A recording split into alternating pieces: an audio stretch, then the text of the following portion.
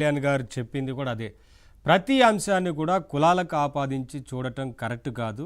కులమతాలకు అతీతంగా రాజకీయాలు ఉండాలి కానీ వైసీపీ పదే పదే కులాల ప్రస్తావన తీసుకొస్తుంది. ఏం జరిగినా సరే కులాలతోని చిచ్చుబెట్టి రాజకీయం చేయాలని చూస్తున్నారనేది వారు కూడా మాట్లాడారు. అప్రమత్తంగా ఉండాల్సిన అవసరం ఉందనేది కూడా కనిపిస్తూ ఉంది. నేను ఒకసారి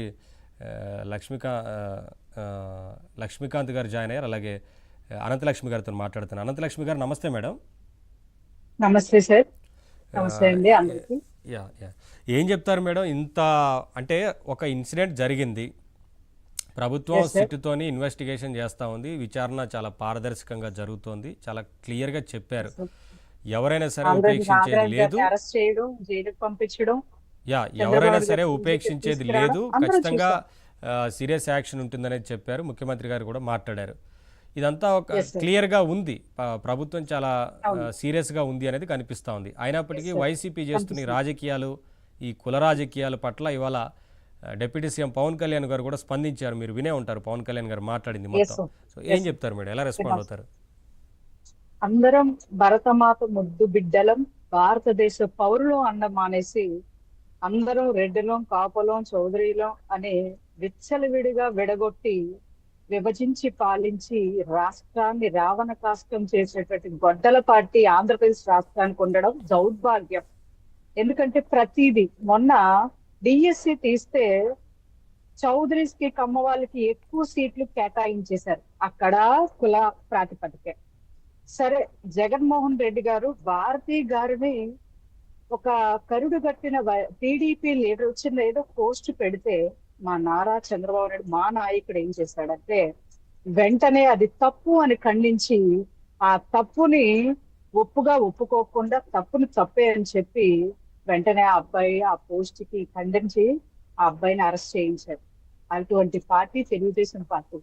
కానీ దౌర్భాగ్యం ఏంటంటే ఆంధ్రప్రదేశ్ రాష్ట్రంలో హత్యలు, దోపిడీలు, రౌడీ రాజకీయము, కుల రాజకీయం, కుల చిచ్చులు పెట్టేటువంటి జగన్మోహన్ రెడ్డి పక్కన ఉండేటువంటి వ్యక్తులతోనే రాజకీయం చేస్తున్నాడు. ఈ రాష్ట్రానికి అదే దౌర్భాగ్యం. ఎందుకంటే ఆంధ్రప్రదేశ్ రాష్ట్ర ప్రజలు వైసీపీకి 11 సీట్లు కూడా ఎందుకు ఇచ్చాము, ఆ నాయకుడిని ఎందుకు గెలిపించాము మా ప్రాంతంలో అని కూడా బాధపడుతుందండి ఆంధ్రప్రదేశ్ రాష్ట్రం. ఈ రోజు చెప్తున్నాను, ఎందుకంటే ఒక సాయి కృష్ణ కేసు అని కాదు, సాయి కృష్ణ ఎలాంటి వ్యక్తో తెలుసు, ఏంటో తెలుసు. ఆంధ్రప్రదేశ్ రాష్ట్రంకి ఆ తల్లి వివరించింది, ఆంధ్రప్రదేశ్ రాష్ట్రం మొత్తం చూస్తుంది. వెంటనే నారా చంద్రబాబు డీజీపీ గారిని పిలిపించి సిట్ వేయించి ఒక 3 రోజుల విచారణ చేపట్టి నాగరాజును అరెస్ట్ చేయించి ఏ విధంగా అవుతుందో మనం చూస్తున్నాం పారదర్శకంగా. కానీ దీనికి కాపులు అంటేనే ఇలా చేస్తారా, రెడ్లు అంటే ఇలా చేయరా అంటే దీనికి అర్థం ఏంటో అర్థం కాలేదు. అంటే వీళ్ళు దేంట్లో సిద్ధహస్తులు అంటే వీరికి మాస్టర్ డిగ్రీలు ఇవ్వచ్చండి.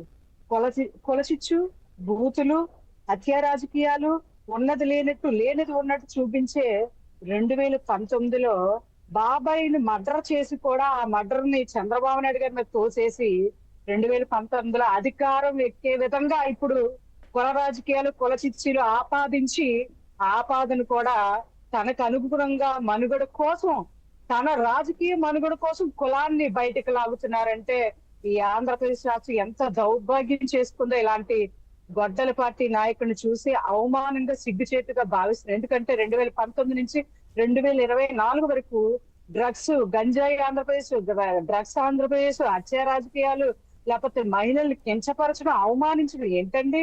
ఇప్పుడు మేడం సార్ నేను ఒకటి అడుగుతాను, అనితా మేడంని అమర్నాథ్ నడి రోడ్డు మీద అని మాటలు మాట్లాడా, అప్పుడు ఆవిడ కులం దళిత కులం, అప్పుడు మర్చిపోయాడా? అంటే ఈ రోజు సాయి కృష్ణ హత్యకి రెడ్లు లేకపోతే కమ్మ, కాపు అనేది ఇప్పుడు గుర్తొచ్చిందా? అంటే ఒక మహిళను అన్నప్పుడు దళిత మహిళ ఎందుకు అన్నావని బాధపడట్లేదు.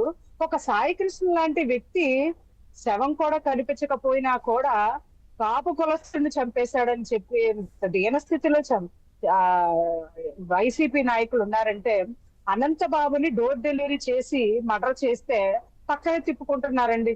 ఈ రోజు ఎలాంటి పరిస్థితిలో ఉన్నాం, ఎలాంటి దుస్థితిలో ఉన్నాం చెప్పన చూడండి.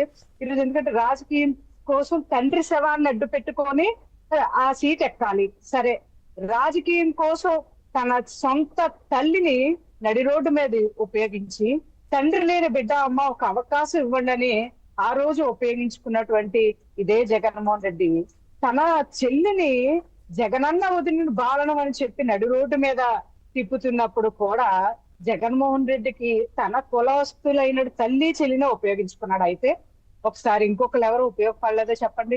ప్రతి ఒక్క నాయకుడు రోడ్డు మీదకి వచ్చి ఆ అంబటి రాంబాబు గాని, అమర్నాథ్ గాని, లేకపోతే కాకాని గోవర్ధన్ గాని వీళ్ళందరూ వ్యక్తిగత హననం చేస్తూ బూతులు తిడుతూ కాపు రాజకీయము, రెడ్ల రాజకీయము, కమ్మ రాజకీయము ఈ మూడైనా గుర్తొస్తున్నాయి.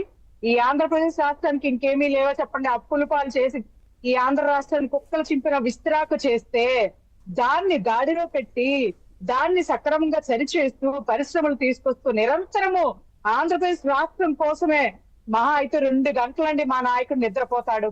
ఎంతసేపు నా రాష్ట్రానికి ఏం చేయాలి, ఎంతసేపు ఏ పెట్టుబడులు తీసుకురావాలి, ఎంతసేపు యువతను ఎలాంటి గాడిలో పెట్టాలి అని ఆలోచిస్తున్నట్టు నాయకుడి దగ్గర కాపు, కమ్మ, రెడ్డి ఇదేంటంటే కుల రాజకీయం చెప్పండి. ఎప్పుడైనా తెలుగుదేశం పార్టీ కుల రాజకీయం చేసిందని ఒక్కసారి చూపిస్తే నేను నా రాజకీయ జీవితానికి స్వస్తి పలుకుతానండి. అదే తెలుగుదేశం పార్టీకి వైసీపీ పార్టీకి ఉన్న తేడా అండి. ఈ రోజు నేను చెప్తున్నాను ఏంటంటే ఈ ఆంధ్రప్రదేశ్ రాష్ట్రము పరుగులు పెడుతుంది. ఆర్థిక భరోసాతోని సంక్షేమం, సంక్షోభంతో డిస్కస్ కాకుండా చేద్దాం మేడం, సంక్షేమం. ఇతర విషయాలు కూడా డిస్కస్ చేద్దాం మేడం ఒకసారి.